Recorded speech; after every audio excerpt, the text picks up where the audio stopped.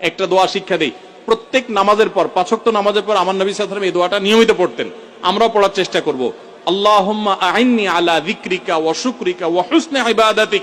হে আল্লাহ, আমাকে আপনি সাহায্য করুন, আপনার জিকির যেন করতে পারি, আপনার শুকরিয়া যেন আদায় করতে পারি, এবং আপনার ইবাদতটা যেন সুন্দর মতো আদায় করতে পারি।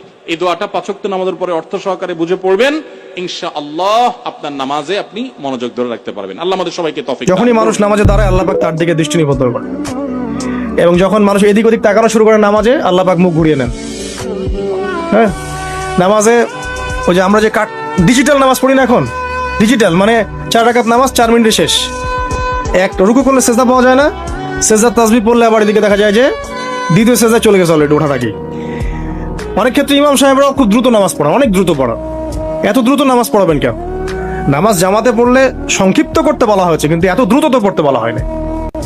এখনো দেখবেন মক্কা মদিনায় গিয়ে নামাজ দেখবেন, মাশাআল্লাহ, নামাজটা তাদের মাশাআল্লাহ, এটার প্রশংসা না করলে হকা দেওয়া হবে না। নামাজটা অসাধারণ, ধীর স্থির ভাবে ফজরের নামাজ 20 মিনিট 15 মিনিট 20 মিনিট পড়াচ্ছে নামাজ, রিল্যাক্স। নামাজে দাঁড়ালে চমৎকার তেলাওয়াত হচ্ছে, আপনি ভুলে যাচ্ছেন নিজেকে। তেলাওয়াত হবে চমৎকার, এবং সবচেয়ে ভালো যিনি তেলাওয়াত করতে পারেন তাকে নামাজে দিতে হবে। রিল্যাক্সে নামাজ পড়বে।